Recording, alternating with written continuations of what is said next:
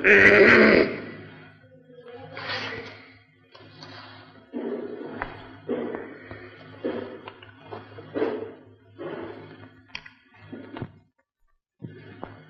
ആരാ സൽക്കരിച്ച?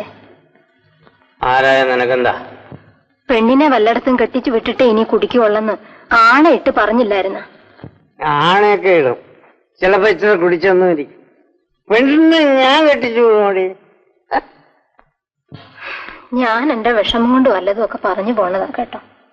നീ വിഷമിക്കാതിരി തെറുതി, ഞാനല്ലേ ഇരിക്കണത്.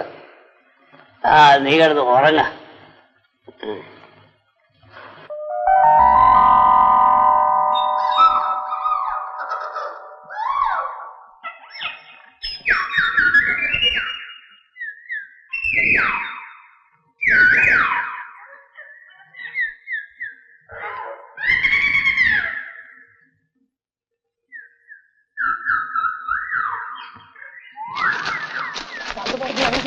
ഇതെങ്ങോട്ട് മേരിക്കുട്ടി നീ ഓടണേ? വെള്ളം കോരാനാ.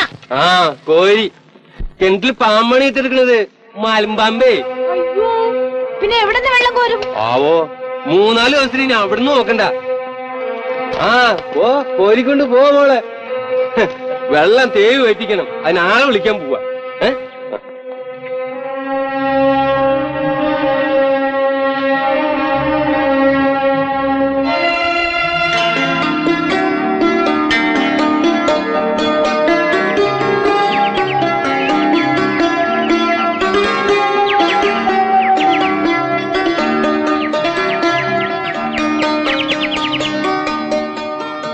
അങ്ങനെ മേരി വീണ്ടും വന്നു. ഞാൻ ഈ തൊട്ടിയെടുക്കാൻ വന്നതാണ്. ഞാൻ പറഞ്ഞത് മേരി വെള്ളം കോരാൻ വന്ന കാര്യമാണ്. മേരി വന്നതല്ല, ഞാൻ വരുത്തിയതാണ്. മേരി, അയ്യോ, ഇവിടെ ആരെങ്കിലും വെള്ളം കോരാൻ വരും. അതുകൊണ്ടെന്താ, നമുക്കിവിടെ നിന്ന് സംസാരിച്ചുകൂടെ? മേരിയെ കാത്ത് കാത്ത് എത്ര ദിവസം ഞാനവിടെ നിന്നറിയാമോ? ഒരു ദിവസം പോലും ഒന്നു വരാൻ തോന്നിയില്ലല്ലോ. അവിടുത്തെ കിണറ്റിൽ നിന്ന് വെള്ളം കോരാൻ പറഞ്ഞിട്ടാ. അതെനിക്ക് മനസ്സിലായി. അതുകൊണ്ട് തന്നെയാണ് ഞാൻ ഇന്നലെ രാത്രിയിൽ ഒരു പാമ്പിനെ തല്ലിക്കൊന്ന് ആ കിണറ്റിൽ കൊണ്ടുവന്നിട്ടത്. നിന്നെ കാണാതെ ഒരു നിമിഷം പോലും കഴിഞ്ഞുകൂടുവാൻ എന്നെ കൊണ്ടാവില്ല.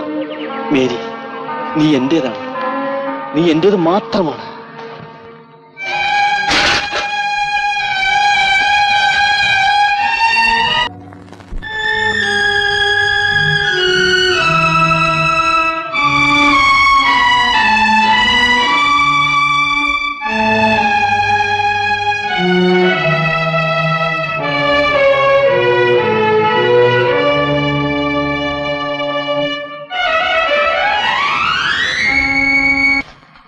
ഒന്ന് പതുക്കെ കേട്ടടി. അമ്മച്ചിയുടെ തല പുഴുത്തിരിക്കണം.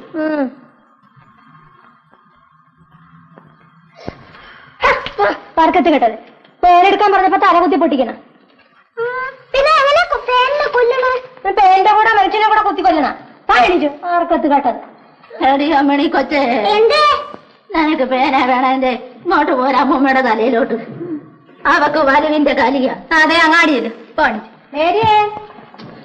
മേരിക്കുട്ടി, എന്നതാണ് മറിയേ? പള്ളി പോകുമ്പോ ഇതിലേ വരണമെന്ന് മേരി പറഞ്ഞിരുന്നു. അവൾ അങ്ങാട് പോയി. മറിയതാ അങ്ങാടി. അവിടെ വെള്ളം കോരാൻ പോയിരിക്കുകയാണ്. ഞാനിവിടെ ഇരിക്കാം. അമ്മച്ചി, ഞാനും ഇതിന്റെ കൂട്ടത്തെ പള്ളി പോട്ടെ? നമുക്ക് രണ്ടുപേർക്കും കൂടി വൈകുന്നേരത്തെ കുർബാനയ്ക്ക് പോകാമെന്ന് പറഞ്ഞില്ലായിരുന്ന? പിന്നെ അത് തന്നെ പറഞ്ഞോണ്ടിരിക്കുന്നത് എന്തിനാണ്? വൈകുന്നേരം പോകുന്നതും കാലത്തെ പോകുന്നതും ഒന്നുപോലല്ലേ ചേട്ടത്തി. ഇപ്പോഴാണെങ്കിൽ നമുക്കെല്ലാവർക്കും ചേർന്നൊരു ശേലിന് അങ്ങനെ പോവുകയും ചെയ്യാം. ഞാൻ ഈ പെടുന്ന പാട് നീ കണ്ടില്ലയോ മറി?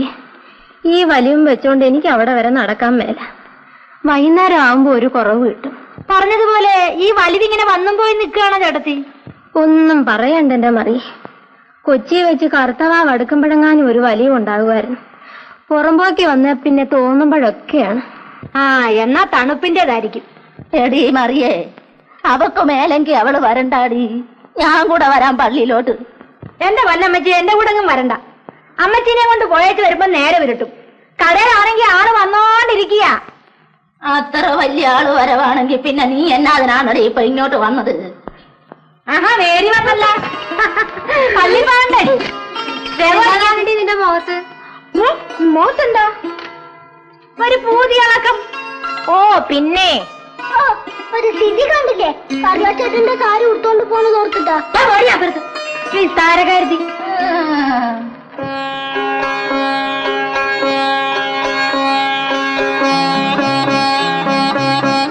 ഇതേപ്പറ്റി കറിയായ എന്നോടൊന്നും പറഞ്ഞിട്ടില്ല കേട്ടാ.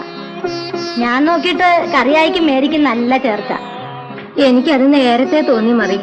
ഞാനത് പെണ്ണിന്റെ അപ്പനോട് പറയുകയും ചെയ്തു. പറഞ്ഞ പക്ഷേ എങ്കിൽ പൂത്താടത്ത് തോമാന്റെ മോളെ രണ്ടാം കെട്ടുകാരന് കൊടുക്കരുന്നാണ് അത് ഞാൻ പറയുന്നത്. എനിക്ക് പിന്നെ എന്നാ ചെയ്യാൻ നോക്കും. രണ്ടാം കെട്ടുകാരനാണെന്നും പറഞ്ഞു കാത്തു വെച്ചോടി. കൊടുക്കാൻ പെണ്ണ് നൂറാം കെട്ടുകാരന്റെ കൂടെ പൊക്കോളും. എനിക്കിത് കേട്ടിട്ട് എന്റെ ഇറച്ചി പറിച്ച് കയറുന്നു കേട്ടാ. എന്താ വേണ്ട, ഇറച്ചി പറപ്പിക്കാൻ പറ്റും വേണ്ട. അത് അവിടെ കിടന്ന് എന്തെങ്കിലും പറഞ്ഞോട്ടെ. നീ നമുക്ക് പോവാ. എന്താണ് ഇങ്ങനെ നോക്കുന്നേ? ഇത് അവക്ക് നല്ലതുപോലെ ചേരുന്നുണ്ടല്ലേ ചേട്ടത്തി? നിങ്ങൾ പള്ളി പോകാൻ നോക്കി. ഈ ബ്ലൗസിന് വലിയ ഇറുക്കമാണല്ലേടി പെണ്ണെ? അതെ, ഇവിടെ കുറച്ച് ഇറുക്കവാ. ഇനി ഇറുക്കവും മുറുക്കമൊക്കെ കൂടിക്കൂടി വരികയേ ഉള്ളൂ അല്ലേ ചേട്ടത്തി? അത് വിധം പറയാൻ നിങ്ങൾ പള്ളി പോണെങ്കിൽ പോകാൻ നോക്കിനെ. പടി പെണ്ണെ.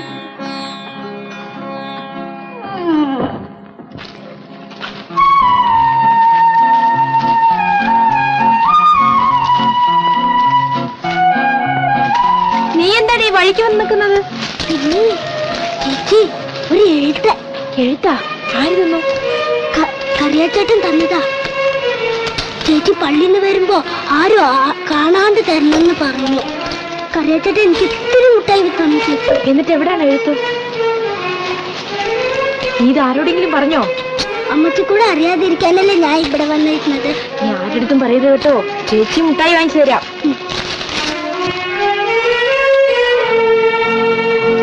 എന്റെ കരളിന്റെ കരളായ മേരിക്കുട്ടിക്ക് ഇങ്ങനെ എഴുതിയത് കൊണ്ട് എന്നോട് വിരോധം തോന്നരുത്.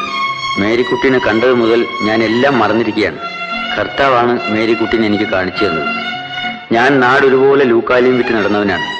ഇപ്പോ എനിക്ക് ഇവിടുന്ന് പോകാൻ തോന്നുന്നില്ല. ഞാൻ ഉണ്ടാക്കിയ പൊന്നും രൂപയും എല്ലാം മേരിക്കുട്ടിക്കുള്ളതാണ്. മേരിക്കുട്ടി ഇല്ലാതെ എനിക്കിനി ജീവിക്കാൻ ഒക്കില്ല. എനിക്ക് മേരിക്കുട്ടിയോട് ഒത്തിരി കാര്യം പറയാനുണ്ട്. മേരിക്കുട്ടിക്ക് എന്നോട് ഇഷ്ടമുണ്ടെങ്കിൽ ഇന്ന് രാത്രി എല്ലാവരും ഉറങ്ങിയിട്ട് പുറത്തു വരണം.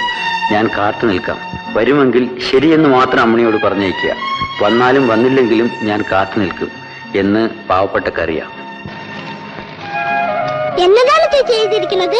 ചാരിമാലയും തന്ന കാര്യമൊക്കെ എഴുതിയിട്ടുണ്ടോ?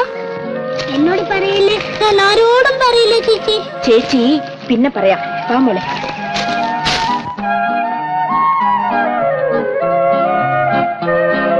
നീ ഇതുവരെ എവിടെയായിരുന്നടി? ഞാൻ പള്ളി പോയിരിക്കല്ലായിരുന്നോ? അതിന് ഇത്രയും താമസിക്കണ?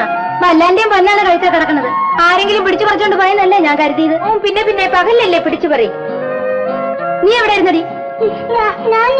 നീ ഇല്ല, അങ്ങോട്ട് വാ.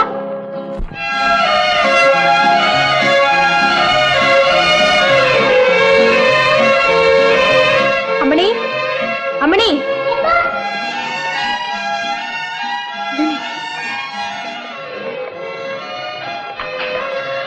ആർക്കും പറയരുത് കേട്ടോ. എന്നാ അമ്മച്ചി കാണാതെ പോയിട്ട് വാ. ശരി.